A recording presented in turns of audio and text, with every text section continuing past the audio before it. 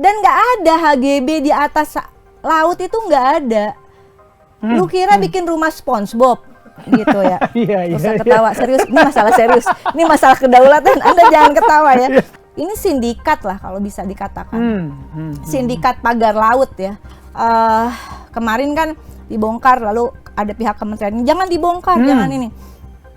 Menurut saya arahan Pak Prabowo tuh udah bener. Bongkar dulu. Oke, bongkar dulu. Toh sudah ada dokumentasi, tapi bukan berhenti di pembongkaran.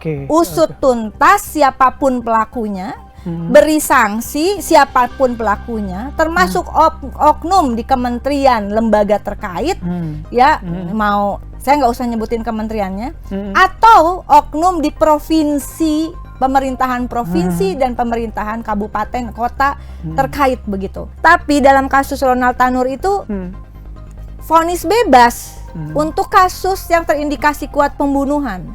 Kalau kasus pembunuhan, kasus penghilangan nyawa seseorang bisa vonis bebas, apa kabar dengan kasus-kasus lainnya?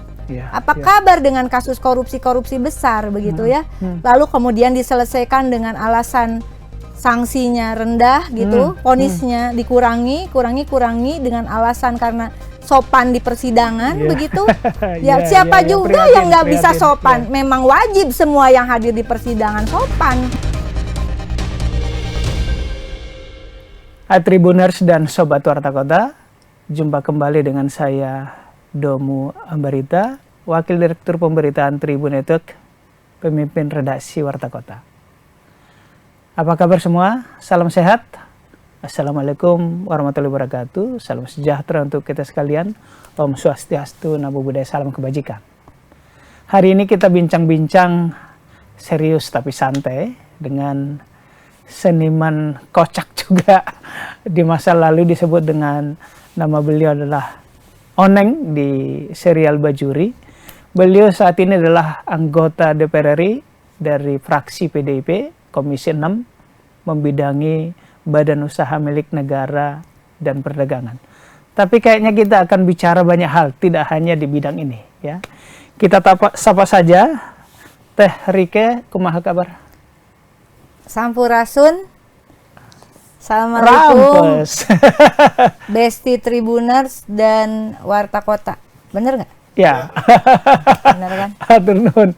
Assalamualaikum Teh. Waalaikumsalam warahmatullahi wabarakatuh. Sehat Bang Domo? Sehat Teh. Teteh juga sehat, jadi kita harus semangat.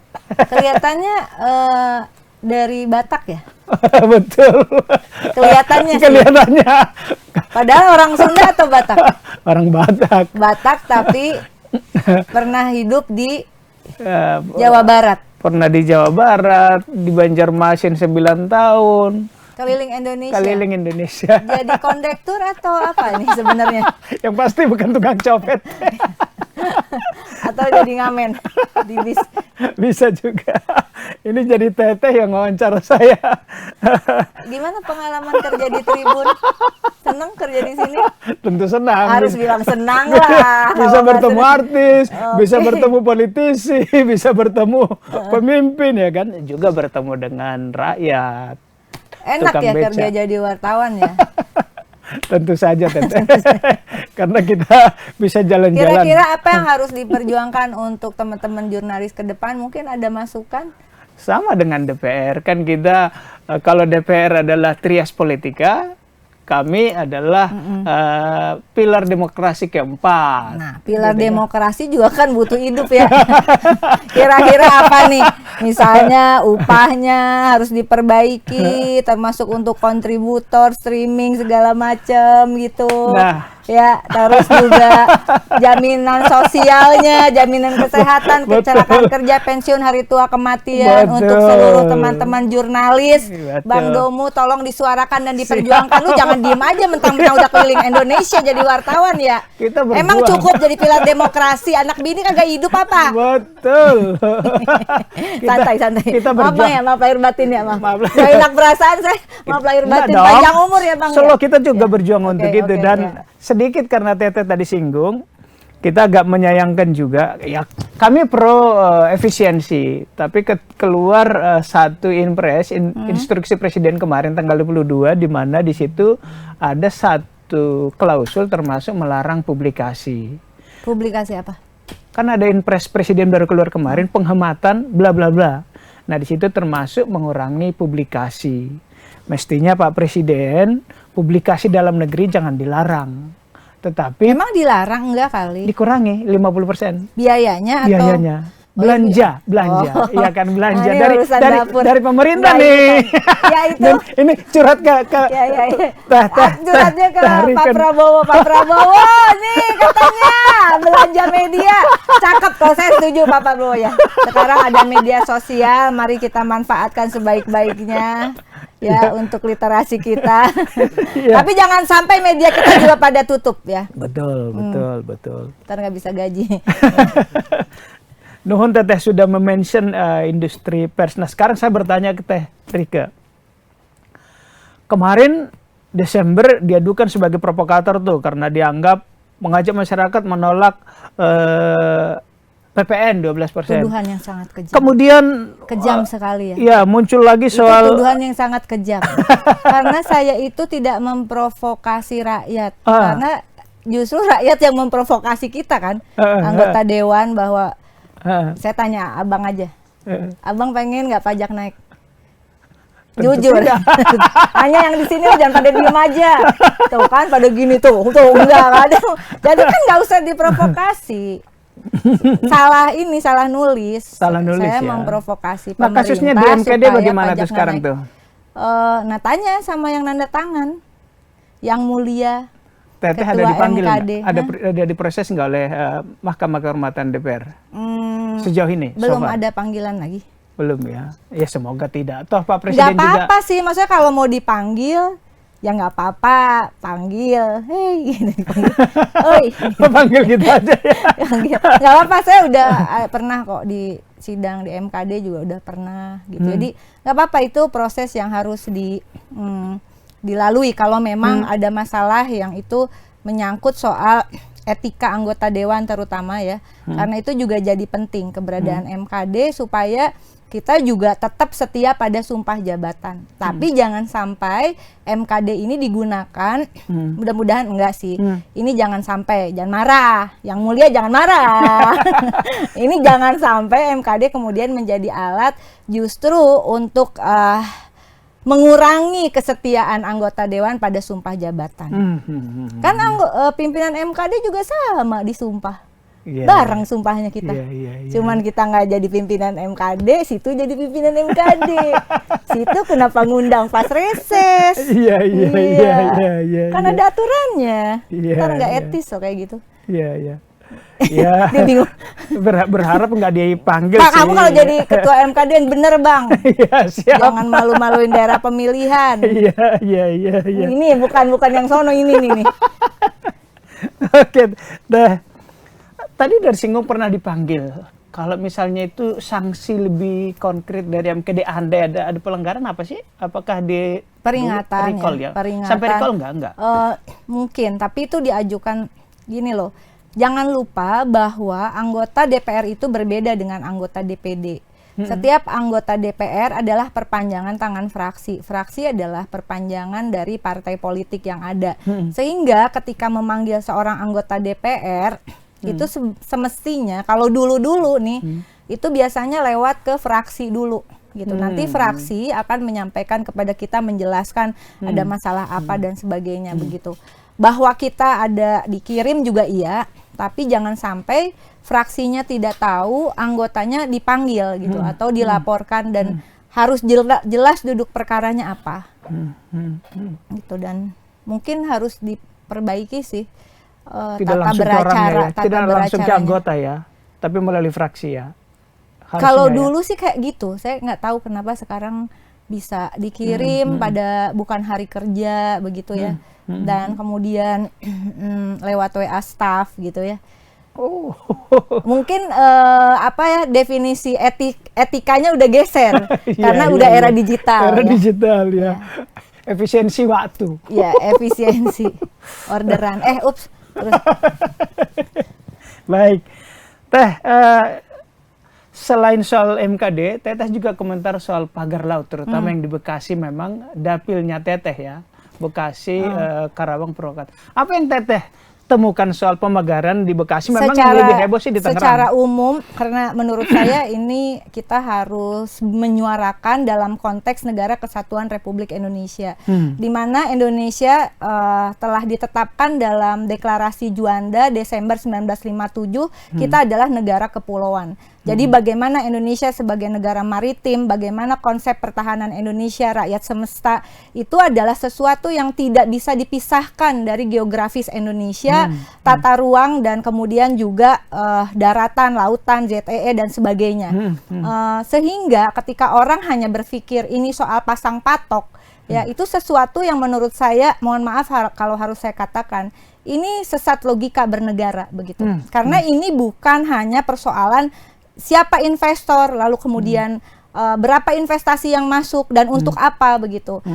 Secara lebih mengerucutnya adalah tentu saja ini terkait dengan amanat konstitusi. Ya, jangan dimarahin ya, ini sumpah jabatan loh setiap konstitusi ya. Jangan dipanggil-panggil mulu lah, capek lah manggil-manggil. Ya, kalau mau selfie bilang aja. Nah, jadi sebetulnya bumi, darat, laut ya, air, udara gitu itu kan sebenarnya dikuasai oleh negara.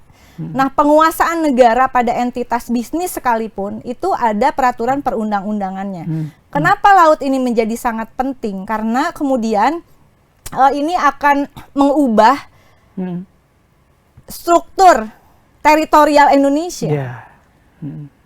Berapa jumlah daratan, berapa panjang pesisir, berapa perhitungan kita dari tepi laut yang zona yang ZEE itu sebagainya. Itu bukan sesuatu yang oke, gue ada duit, gue mau matok. Dan keren sih, itu hanya terjadi di Indonesia kayaknya. Orang bisa matokin laut. Ya. Dan itu ada kemudian diperkuat oleh keputusan Mahkamah Konstitusi nomor 3 garing PUU strip 8 Romawi garing 2010 begitu. Oh, sudah ada ya? Sudah ada. Ini putusan aku bawain. Sudah ada ya sebelumnya. 2010. Mengenai apa itu Teh? Ini 14 tahun lalu. Bagaimana ini putusan MK menarik sekali tentang pasal 33 ayat 3 ya, bahwa bumi, air, dan kekayaan alam yang terkandung di dalamnya dikuasai oleh negara dan dipergunakan sebesar-besarnya untuk kemakmuran rakyat. Di sini diterangkan definisi kata dikuasai oleh negara dalam arti di sini perdata atau private oleh negara, namun untuk mencapai tujuan sebesar kemakmuran rakyat. Kemudian ini juga kepemilikan publik oleh kolektivitas rakyat atas sumber kekayaan alam. Lalu kemudian penguasaan oleh negara atas bumi, air, dan kekayaan alam yang terkandung di dalamnya harus juga memperhatikan hak-hak yang telah ada, baik hak individu, misalnya dalam konteks ini nelayan misalnya, kemudian hak kolektif yang dimiliki masyarakat hukum adat, hak ulayat, hak masyarakat adat, serta hak-hak konstitusional lainnya yang dimiliki oleh masyarakat dan dijamin oleh konstitusi. Misalnya hak akses untuk melintas, hak atas lingkungan yang sehat, dan lain-lain. Nah, berdasarkan pasal 33 ayat 3 Undang-Undang Dasar 45 dan putusan Mahkamah Konstitusi tersebut, maka ini saya udah bikin nih, sebenarnya kemarin mau saya sampaikan di dalam paripurna, tapi keburu ditutup paripurnanya. Nah, kemudian pertama adalah makna dikuasai negara dipergunakan untuk sebesar-besarnya kemakmuran rakyat, merupakan satu kesatuan yang menunjukkan kepemilikan kolektif rakyat terhadap bumi, air, dan kekayaan alam terkandung di dalamnya. Kedua, kepemilikan kolektif rakyat memberikan ruang bagi rakyat memberikan mandat kepada negara untuk mengadakan kebijakan atau beleid, melakukan pengaturan regelendad, melakukan pengurusan besturdad, melakukan pengolahan beheersdad, dan melakukan pengawasan toezichthoudensdad untuk tujuan sebesar-besarnya kemakmuran rakyat. Sehingga tidak dapat pemerintah hanya melakukan pengurusan atau besturdad tanpa melakukan pengaturan terlebih dahulu dengan melibatkan rakyat melalui DPR. Kayaknya nggak pernah tuh komisi terkait dilibatin pasang patok. Mudah-mudahan nggak ada DPR yang terlibat juga ya. Ketiga, putusan MK nomor 3 garing PUU strip 8 Romawi 2010 menyatakan wilayah perairan pesisir dan pulau-pulau kecil serta sumber kekayaan alam yang terkandung di dalamnya adalah termasuk wilayah dan sumber kekayaan alam yang dikuasai oleh negara. Pesisir tadi ya. Iya. Itu juga maksudnya ini kan katanya udah ada HGB-nya. nih HGB pesisir juga nggak bisa sembarangan loh, nggak bisa. Apalagi nanti kemudian dipasangin itu kan nyangkut tuh si pasirnya, daratannya jadi meluas ya, kan? Patoknya geser misalnya kayak gitu. Dan nggak ada HGB di atas laut itu nggak ada. Lu kira bikin rumah SpongeBob gitu ya? Usah ketawa, serius. Ini masalah serius. Ini masalah kedaulatan. Anda jangan ketawa ya. Bukan ketawa ini, tapi ya prihatin. Bener nggak? Iya. Nah, ntar Patrick marah nih. Keempat, pemasangan pagar laut di wilayah perairan merupakan tindakan yang inkonstitusional dan bertentangan dengan pasal 33 ayat 3 Undang-Undang 45. Kelima, makna dikuasai negara dalam pasal 33 bukan diartikan sebagai kepemilikan perdata sehingga dapat diizinkan begitu saja oleh pemerintah. Akan tetapi perairan dan atau laut merupakan kepemilikan kolektif rakyat, sehingga negara berkewajiban mengelola memajukan kesejahteraan umum, bukan orang perorangan. Tentang banyak duit, nggak bisa gitu, nggak bisa gitu. Ini negara, konstitusi loh. Keenam, penguasaan negara tidak memberikan ruang kebebasan bagi pemerintah untuk mengurus pemberian HGB dalam wilayah perairan, karena harus ada pengaturan dalam undang-undang yang melibatkan rakyat melalui DPR. Kebenaran saya lagi kuliah hukum lagi nih Bang, kuliah S1 lagi ambil hukum. Oh iya. Ini kemarin udah dokter ambil S1 lagi. Ya kan cuman kalau ada S4 aku kuliah S1. Iya. Jadi saya kuliah S1.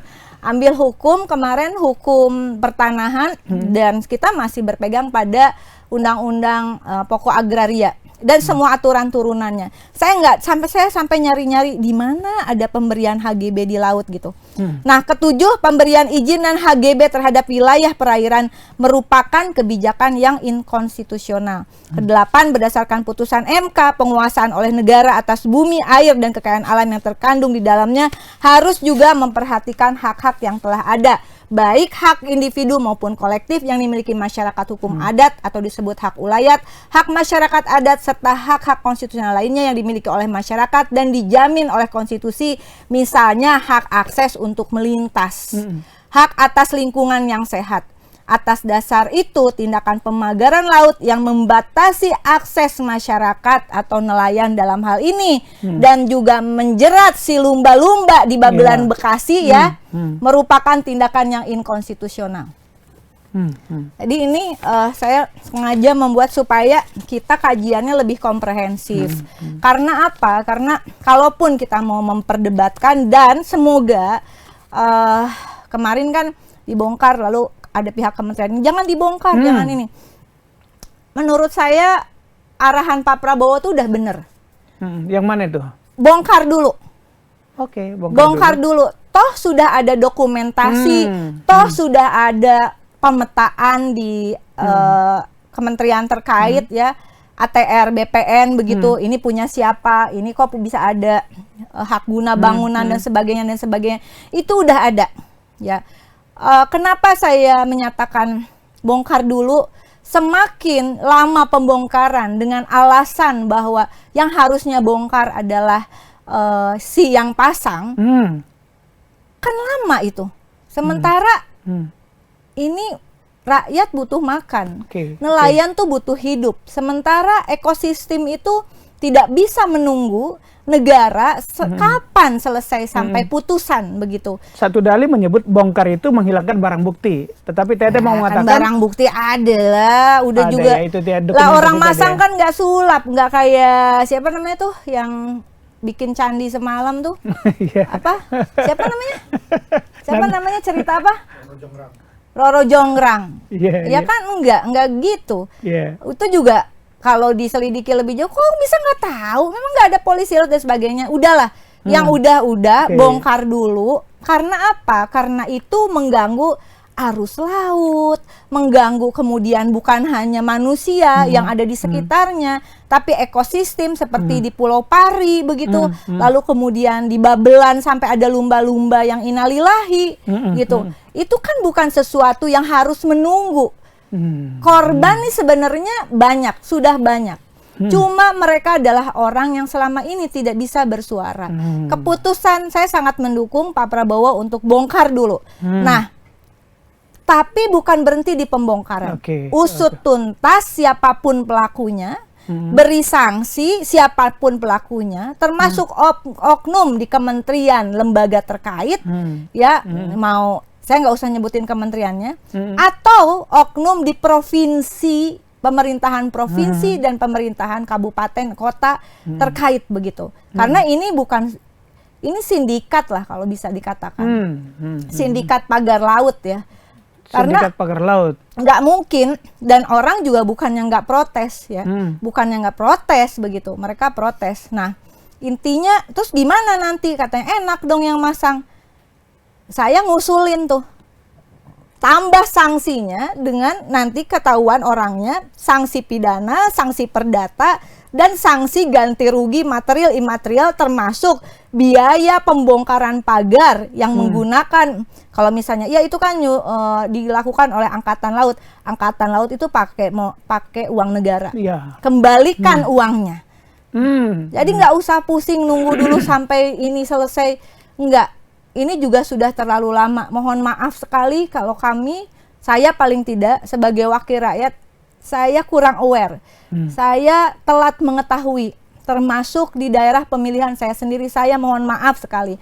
Tapi kita sedang berkoordinasi, saya khususnya dengan teman-teman di pemerintahan daerah, juga alhamdulillah dibantu oleh Gubernur terpilih Jawa Barat, Kang Deddy Mulyadi, begitu, yang cukup gercep menurut saya, dan kita bersepakat, juga sudah teleponan, ya ini bongkar aja dulu, nggak bener. Apalagi Besti yang di Babelan Bekasi itu menurut tata ruangnya, dari informasi ada kok di YouTube-nya Kang Deddy juga, sama si orang Pemprovnya, ada, mereka memperlihatkan peta, itu 80% adalah zona energi. PLTU milik PLN. Berarti kan itu sesuatu yang aset strategis. Jangan mikir proyek strategis, tapi itu adalah aset strategis nasional yang saya nggak tahu, saya belum, ini kan belum rapat memanggil mitra komisi. Mungkin ini juga yang akan saya tanyakan ke PLN. Karena PLN juga tidak pernah memberikan izin, bahkan Kementerian KKP juga infonya tidak memberikan izin.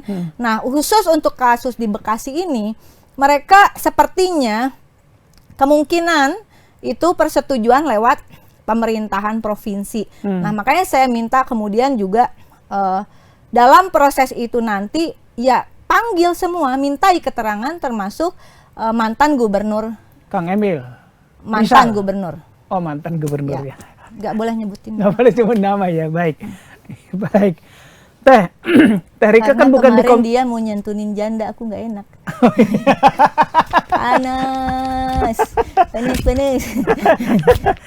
Walaupun itu bukan komisi teteh, tetapi karena dapil, ya kan? Nah, akan terus berjuang. Nah, konkretnya seperti apa nih? Memanggil tadi mitra itu lewat komisi atau lewat komisi lain? Saya di sisi komisi tentu terkait dengan itu tata ruangnya. Kalau itu memang peruntukan tata ruangnya adalah milik PLN, ya tentu saya akan berkomunikasi dengan PLN. Oh, karena BUMN. Tapi di luar itu semua, saya kira dalam perspektif saya, sebaiknya kita tidak disekat oleh kerja sebagai DPR RI, Dewan Perwakilan Rakyat Republik Indonesia. Jadi menurut saya, karena sumpah jabatannya adalah sebagai DPR RI, saya nggak tahu orang lain, saya sumpahnya serius loh, benar, karena saya pakai kitab suci juga.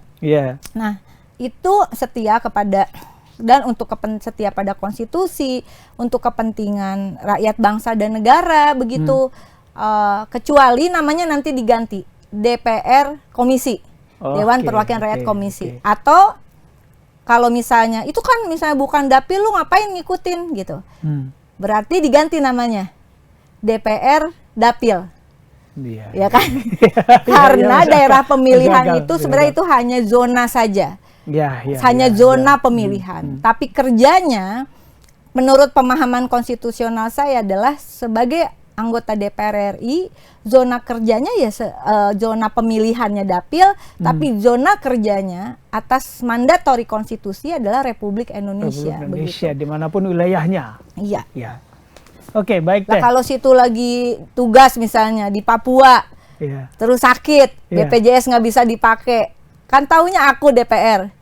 Terus nanti WA, Mbak Riko ini saya ada masalah gini, terus aku bilang gini, bukan dapil gue Papua. Iya. Baru lu metong ya. Panjang umur Bang. Cocok, terima kasih. Panas. Teh, satu lagi. Kemarin Tete mengungkap dan melaporkan ke Komisi 3. Nah ini juga penting nih. Adanya kasus di Tasikmalaya yang indikasi kuat ya. Mirip dengan Vina Cirebon. Bisa diceritakan Teh gimana sih itu? Nah terjadi pembacokan atau dalam tanda kutip pengeroyokan terhadap 2 orang kalau saya tidak salah di Kabupaten Tasikmalaya. Indikasinya katakanlah oleh geng motor misalnya gitu ya. Saya dan teman-teman Bang Habibur Rahman, Ketua Komisi 3 dan juga anggota Komisi 3, kita tidak dalam ranah mengintervensi keputusan politik. Tapi kita justru menginginkan ada penegakan hukum yang adil. Jangan sampai ada kasus Vina Cirebon kedua. Pelaku itu harus ditangkap ya. Silahkan APH betul-betul menangkap, mengadili, memeriksa, mengadili, memberi sanksi kepada pelaku. Tapi kalau dia bukan pelaku, nggak bisa dipaksakan jadi pelaku. Dan karena ini adalah kasus menyangkut anak, sebetulnya ada undang-undang tentang sistem peradilan pidana anak. Ya, bagaimana ketika anak di BAP itu harus ada pendampingan dari kuasa hukum, dari wali, orang tua harus tahu begitu. Prosedur ini saja itu di dalam proses terlihat tidak terpenuhi dengan baik. Orang tua dipanggil ketika BAP telah selesai misalnya seperti itu. Dan ada indikasi kekerasan terhadap anak-anak ini.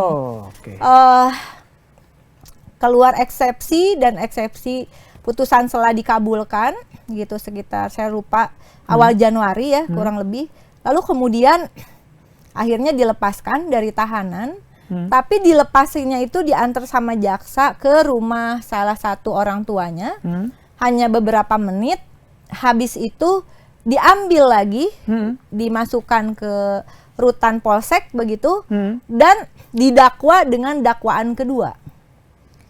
Kasus yang sama tapi? Di kasus yang sama, dengan hakim yang sama, dengan JPU yang sama begitu. Dan ini sedang berproses, kemarin sudah putusan, anak-anak tersebut kena sanksi 1 tahun 8 bulan kalau saya tidak salah ya.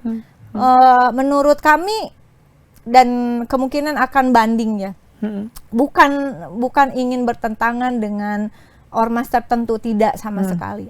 Tapi kalau kondisi penegakan hukum dibiarkan seperti ini, oleh karena itu kemarin dengan tegas Komisi 3, saya sangat berterima kasih sekali pimpinan dan anggota Komisi 3 memberikan masukan sehingga kemarin LPSK turun, Propam turun begitu ya, tinggal Kompolnas juga, dan selalu mengatakan ini ada bukti video begitu ya ke pihak APH. Tapi bukti video atau CCTV yang katanya ada di 20 sekian titik itu sampai hari ini tidak pernah diungkap. Dan kami meminta ungkap saja kalau memang ada begitu. Bahwa harus ada efek jera terhadap anak-anak yang melakukan kekerasan, sepakat. Tetapi kalau bukan pelakunya gimana? Jangan salah tangkap maksudnya. Ya, dan kalau proses ini kita biarkan, mungkin suatu saat keluarga kita ada yang kena. Ini bukan persoalan kelompok tertentu melawan kelompok tertentu, enggak sama sekali. Ini persoalan bagaimana kita memperjuangkan Indonesia sebagai negara hukum begitu. Kalau kita mau dan kemudian juga bahwa korban sekarang alhamdulillah udah sehat begitu. Menurut saya juga tentu kita mengucapkan juga prihatin terhadap korban pengeroyokan tersebut begitu. Tetapi dengan segala hormat, pelaku ini harus benar-benar yang ditangkap, diadili, diberi sanksi hukum adalah pelaku. Apakah bisa melalui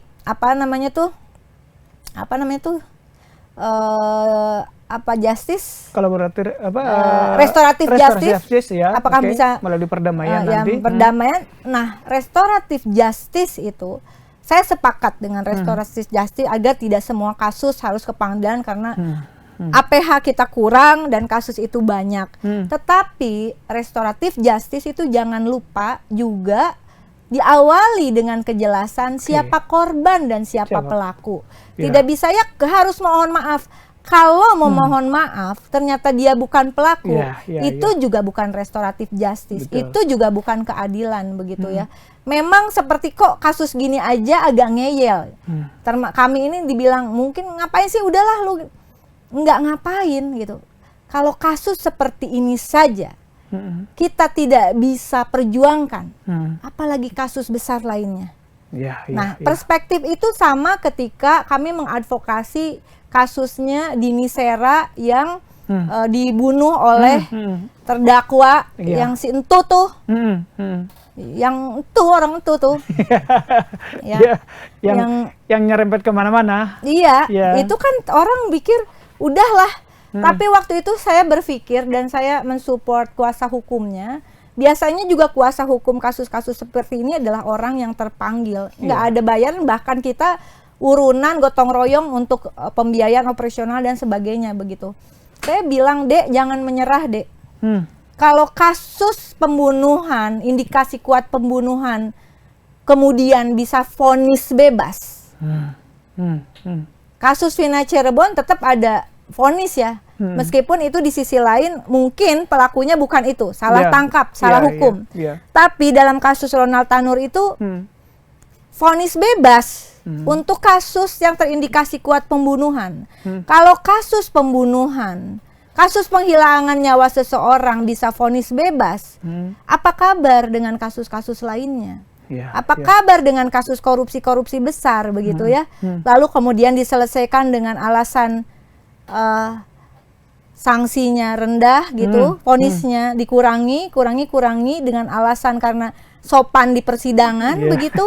Siapa juga yang nggak bisa sopan? Memang wajib semua yang hadir di persidangan sopan. Makanya saya di dalam konten medsos saya selalu saya akhiri dengan salam sopan Indonesia gitu ya. Sopan itu kan juga sesuatu yang apakah kesopanan merupakan suatu unsur etika yang benar-benar untuk penegakan hukum, atau itu menjadi alibi untuk tiadanya sanksi hukum, untuk impunitas bagi para pelaku gitu. Keren ya ngomongnya itu. Keren, luar biasa. Keren. Keren memang, artis, politisi hebat. Baik, udah habis waktunya rasanya perbincangan kita luas sekali, benar, anggota DPR RI, jadi bukan hanya anggota DPR dari Dapil Bekasi.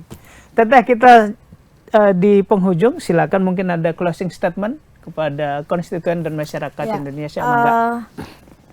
Pemilu sudah selesai, pilkada sudah selesai. Apapun keputusannya, terutama pilkada itu harus segera untuk ada pelantikan, mudah-mudahan bisa serentak. Dan karena itu di tengah geopolitik dan geoekonomi yang tidak mudah tentu juga bagi Indonesia, maka jalannya pemerintahan pusat dan juga pemerintahan daerah itu perlu suatu soliditas yang konkret begitu ya. Bukan berarti kemudian pemerintah berjalan dengan anti kritik, tidak. Tetapi kritik dengan solusi menurut saya itu lebih juga sangat penting. Sudahi pertikaian yang ada terkait momen elektoral, karena kita dikejar oleh usia kita masing-masing juga dikejar oleh bagaimana kita bisa survive di kondisi yang tidak mudah ini. Oleh karena itu saya berulang kali dalam statement saya selalu mengatakan mendukung Pak Prabowo untuk tidak menaikkan pajak dalam kondisi ekonomi, mendukung Pak Prabowo untuk membenahi bagaimana pertahanan kelautan kita, mendukung beliau untuk menginstruksikan pembongkaran pagar laut, mendukung hal-hal positif kita dukung begitu. Dan yang juga tidak kalah pentingnya adalah saya sebenarnya ingin mengatakan ini disertasi saya sebetulnya bagaimana pentingnya data yang akurat. Data di dalam data dasar sebagai dasar pengambilan keputusan kebijakan pembangunan di segala bidang. Urgensi data bagi policy di semua bidang kehidupan oleh pemerintah pusat dan daerah bukan sesuatu yang bisa diabaikan lagi. Di dalam disertasi ini juga ada kutipan dari beberapa media massa yang beberapa tahun lalu membongkar bagaimana ada misalnya penerima bansos kurang lebih 52 juta fiktif dan itu kemudian ada potensi kerugian negara per tahun 126 triliun. Artinya strategi untuk pendapatan negara juga bukan melulu dengan mengandalkan atau bertumpu pajak rakyat begitu.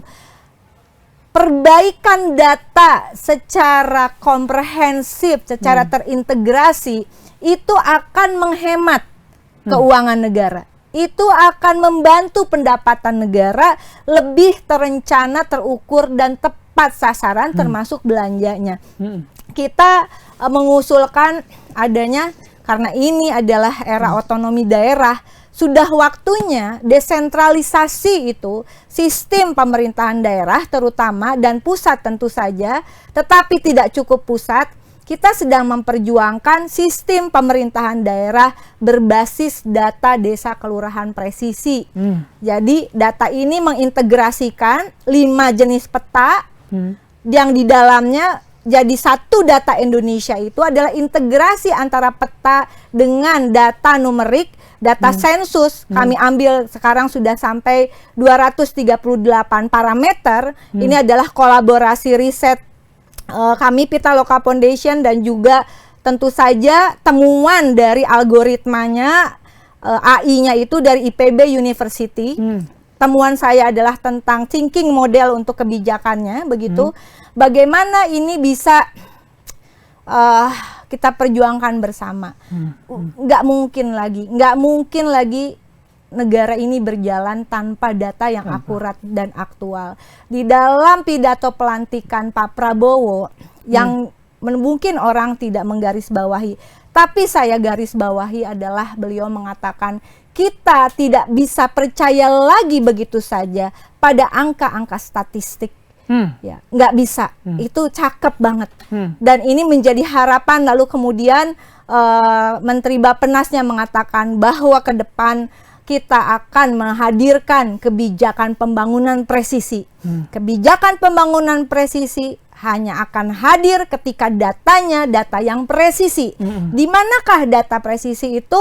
Karena tata negara kita paling ujung tombak kita adalah desa dan kelurahan.